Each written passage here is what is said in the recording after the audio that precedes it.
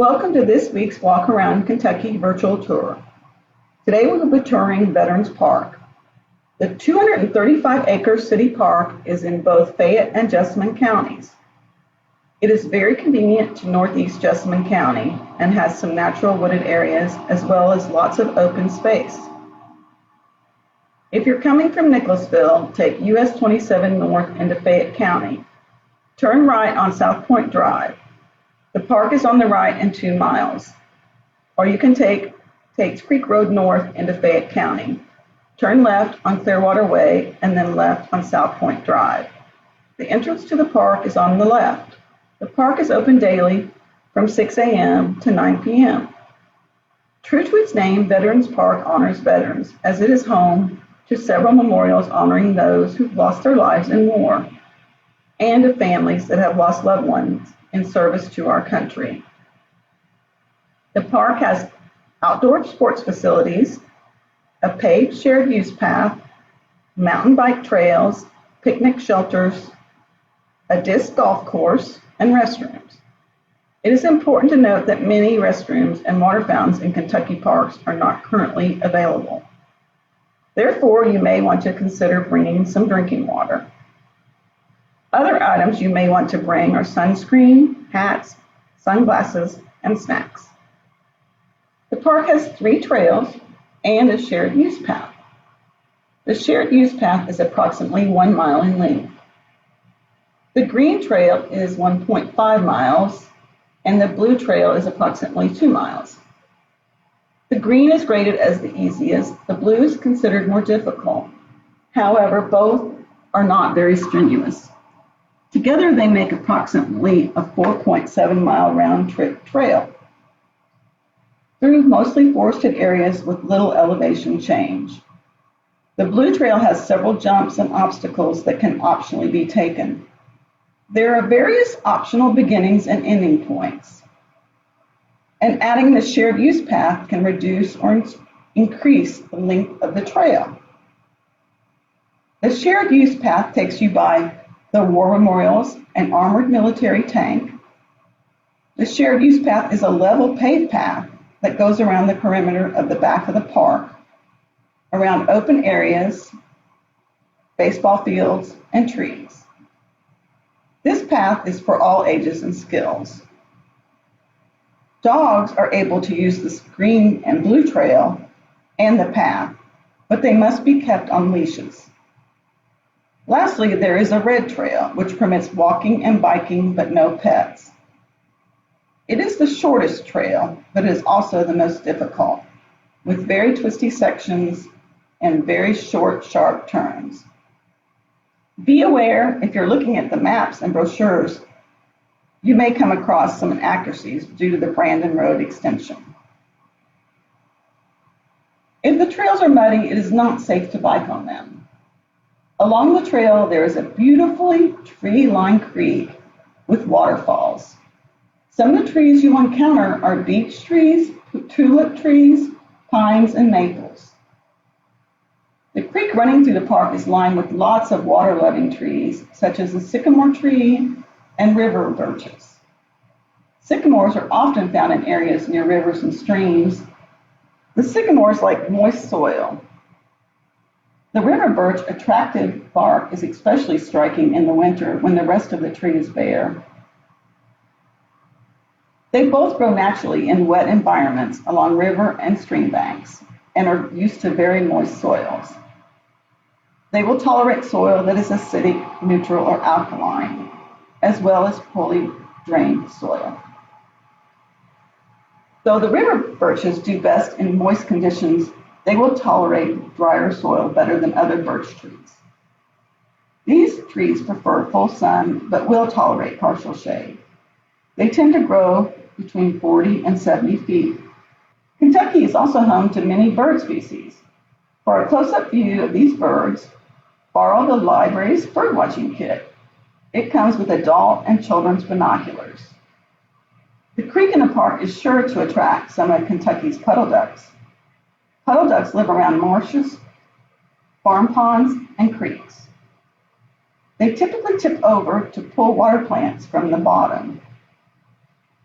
These ducks are good swimmers and can dive for food if necessary, but they prefer areas of shallow water with abundant vegetation. Puddle ducks are sure-footed and move well on land. Mallards and wood ducks fit in this category. Wood ducks range over much of the United States and are common in Kentucky, especially the western part of the state.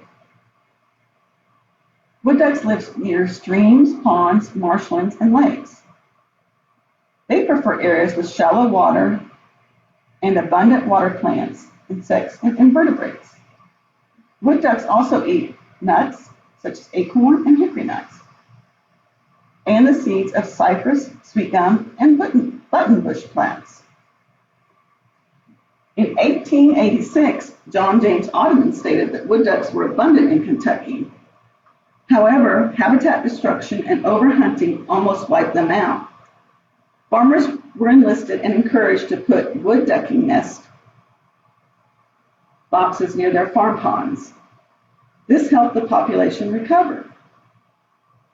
Woodies, as they're often referred to, are medium-sized ducks.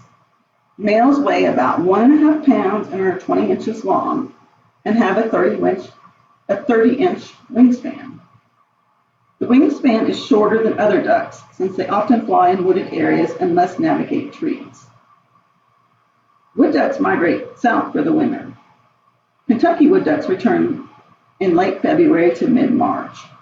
Ironically, if you see a wood duck in Kentucky during the winter, it most likely migrated here from another state to our north. The mallard is the most common wild duck in North America, and we have plenty of them here in Kentucky. They are very adaptable and will live around large lakes, small farm ponds, marsh areas, and slow-moving rivers. The males are easy to recognize with their green head and white ring around its neck. Mallards are native to North America. They are excellent flyers and have been clocked at 55 miles per hour and can travel up to 800 miles in one day. Mallards are mid-sized ducks. They average about 2 feet in length, and males weigh about 3 pounds. Their wingspan reaches 3 feet, and they are excellent flyers. They are omnivores and eat a variety of vegetation, insects, and worms. It can be fun to go to the park and feed the ducks and have a close-up experience with nature. However, it is very bad for the ducks. Bread, especially white bread, can lead to several health conditions. If you want to feed waterfowl at parks, please feed them whole grains or poultry food designed for waterfowl. Along the drier part of the path, lots of lovely wildflowers are in bloom. The queen of these is the tall plant known as the Queen Anne's lace.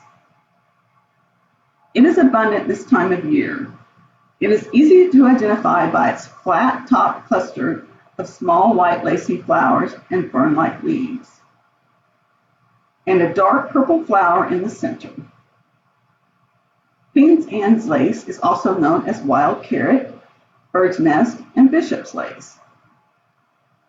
It is a herbaceous weed native to Europe and parts of Asia, but can also be found in North America and Australia.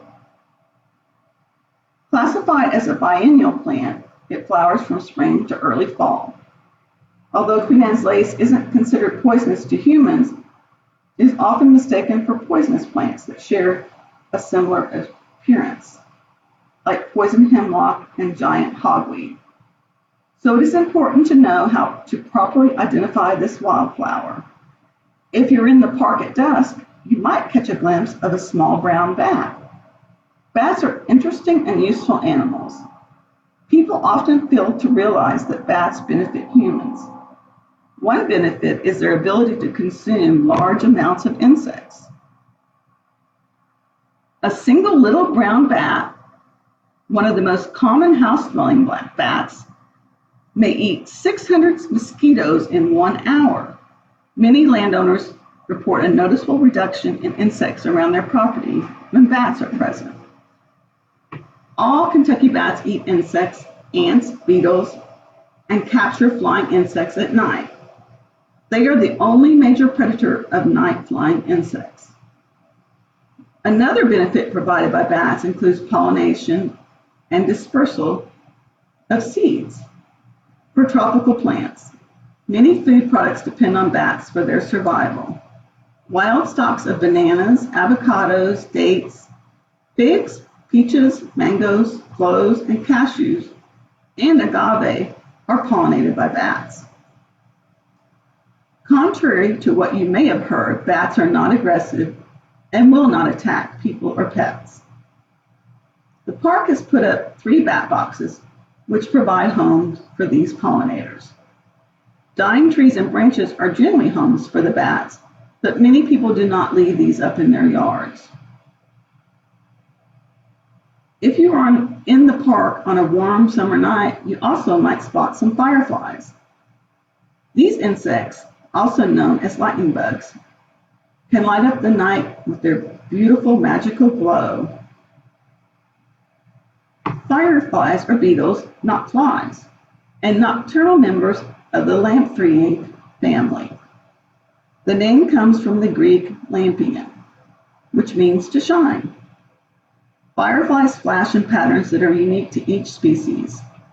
Each blinking pattern is used to help them find a potential mate. Male fireflies typically fly in search of a female by emitting a species-specific flashing pattern. Some fireflies only flash once, while others do up to 9 times. The females sit on the ground and wait until they see an impressive light display. They show their interest by responding with a single flash, timed to follow the male's characteristic flashes in a species-specific manner. See if you can spot a sycamore or river birch, a brown bat, a puddle duck, a firefly, or Queen Anne's lace when you visit Veterans Park or in your own backyard.